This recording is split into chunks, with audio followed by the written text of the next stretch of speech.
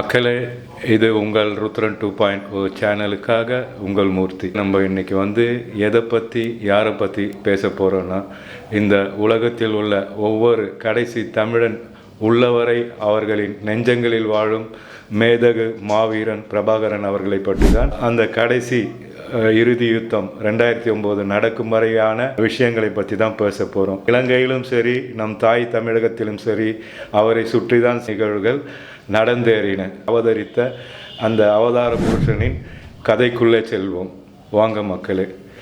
அதாவது 1954 நவம்பர் 26 அன்று ஒரு அவதார புருஷன், அதாவது ஒரு மாவீரன் இந்த மண்ணில் தோன்றினான் என்று சொல்லலாம். ஸோ மக்கள் எல்லாம் துடைக்க வந்த ஒரு தேவ தூதனாகவே அவர் நம்ம கண்ணுக்கு கற்பனை பண்ணி பார்த்தால் தென்படுகிறார். மக்களே, இவருடைய தந்தை பெயர் திருவேங்கடம் பிள்ளை, தாயார் பெயர் பார்வதி அம்மாள். உடன் பிறந்தவர்கள் மனோகரன் என்ற ஒரு சகோதரனும் ஜெகதீஸ்வரி வினோதினி என்ற இரு சகோதரிகளும். இவர் கடைக்குட்டியாக அந்த திருமேனியார் என்ற ஒரு புகழ்பெற்ற குடும்பத்தில், ஒரு ஆன்மீகத்தில் ஈடுபாடு கொண்ட ஒரு குடும்பத்தில் கடைக்குட்டியாக பிறந்தவருடைய தந்தையார் திருவேங்கடம் பிள்ளைக்கு அரசாங்க பணி. அவருக்கு ஊர் ஊராக அவர் மாற்றலாகி போகக்கூடியவர். ஸோ அப்படிப்பட்ட ஒரு சந்தர்ப்பத்தில் மட்டக்கிளப்புக்கு மாற்றலாகி போகிறார். நம்மளுடைய மேதகு பிரபாகரன் அவர்கள் வித்யாலயம் சிதம்பரா கல்லூரியிலும் தன்னுடைய கல்வியை பயின்றார்.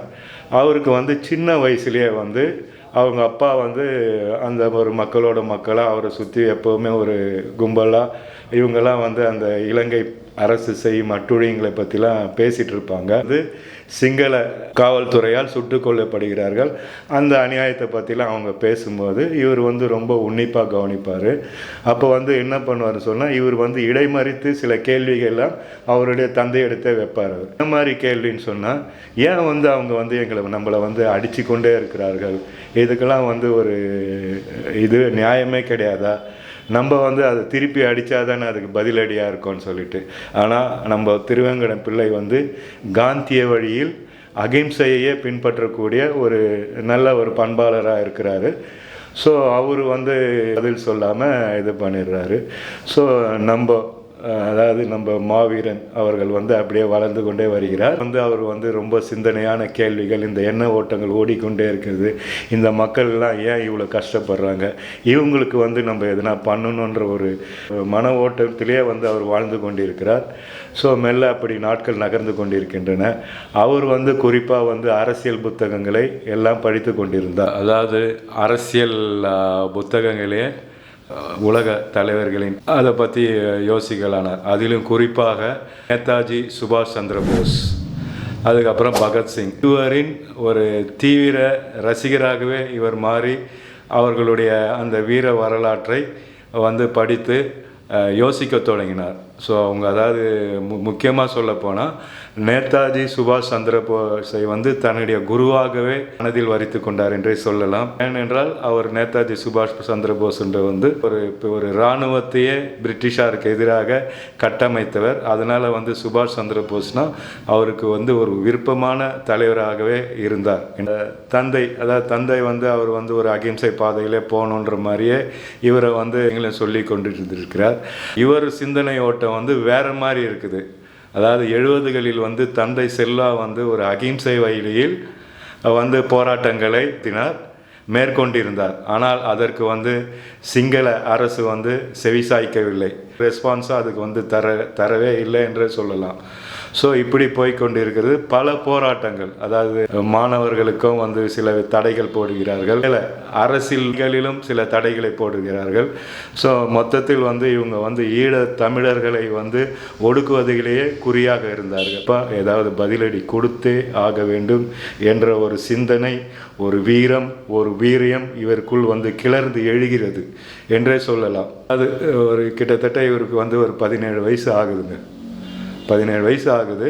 பொன்னாலை வரதராஜன் ஆலயத்தில் ஒருத்தர் காரில் இறங்குறாரு. ஒரு 3 பேர் கொண்ட இளைஞர்கள் அவருக்கு போயிட்டு வணக்கம் வைக்கிறாங்க. அவரும் பதிலுக்கு வணக்கம் வைக்கிறாரு. அப்போ அதில் இருந்த ஒரு 3 பேரில் 2 பேர் ஒதுங்கி போயிடுறாங்க. ஒருத்தர் எடுத்து சுட்டாருங்க. அந்த ஆல்பர்ட் துரையப்பாவை சுட்டார். 1-2 குண்டு இல்லைங்க, 5 குண்டு தொடர்ச்சியாக வந்து சுட்டார் வந்து. ஸோ அது வந்து விடிய காலை 3 மணி என்பதால் அங்கே வந்து யாருமே வரலை. டிஎன்டி என்ற சுவரொட்டியை வந்து அவர் மார்பில் வீசிட்டு போய்கொண்டே இருக்கிறார். இறந்தவர் தான் ஆல்பர்ட் துரையப்பா. அவரை சுட்டு ஒரு முதல் களை எடுத்தவர் வந்து நம்மளுடைய மாவீரன் பிரபாகரன் தாங்க அந்த வேலையை செஞ்சுது. அந்த டிஎன்டி எதை குறிக்கிறது என்றால் தமிழ் நியூ டைகர்ஸ் ஒரு முதல் சுவரொட்டியாக இருந்திருக்கிறது. இதுதான் அவங்க வந்து எல்டிடி என தங்கள் அமைப்புக்கு வந்து பெயர் வைத்து கொண்டார்கள். அது எந்த ஆண்டு என்ற ஒரு வரலாறுலாம் அடுத்தடுத்து உங்களுக்கு சொல்லிக்கிட்டே இருப்போம். ஸோ இதுக்கப்புறம் வந்து ஒரு மிகப்பெரிய ஒரு சம்பவம் பண்ணுறாரு. என்னன்னு சொன்னால், அரசாங்கத்துக்கு தாங்கள் யார் என்பதை கண்டிப்பாக காட்டியாக வேண்டும் என்று ஒரு பேருந்தை எரிக்க ஒரு டார்கெட் பண்ணுறாங்க. அப்போ வந்து அந்த பேருந்தில் இருக்கிற எல்லா பயணிகளையும் கண்டக்டர் அண்ட் டிரைவர் எல்லாரையும் இறக்கிட்டு அந்த பேருந்தை வந்து தீக்கிரையாக்குகிறார்கள். இது வந்து இலங்கை முழுவதும், குறிப்பாக இலங்கை தலைமைக்கு எட்டிவிட்டது. யார் இது அப்படின்ற ஒரு தேடுதல் வேட்டைக்கு அவர்கள் தயாராகிறார்கள். அடுத்து வந்து இன்னும் சுவாரஸ்யமான சம்பவங்களோடு உங்களை கண்டிப்பாக சந்திப்பேன். அதற்கு முன்பாக என் அருமை தாய் தமிழக மக்களே, புலம்பெயர்ந்த தமிழர்களே, தொப்புள்குடி உறவுகளே, இந்த மாவீரனின் கதையை பற்றி நாங்கள் சொல்லும் முயற்சியில் ஏதாவது தவறுகள் இருந்தால் தயவுசெய்து சுட்டி காட்டுங்கள். மறக்காமல் இந்த எங்களுடைய ருத்ரன் 2.0 சேனலை பேசும் நல்ல உள்ளங்களுக்கு நீங்கள் எடுத்து செல்லுங்கள். மீண்டும் ஒரு சுவாரஸ்யமான மாவீரனின் நிகழ்வுகளுடன் உங்களை சந்திக்கும் வரை உங்களிடமிருந்து விடைபெறுவது உங்கள் மூர்த்தி.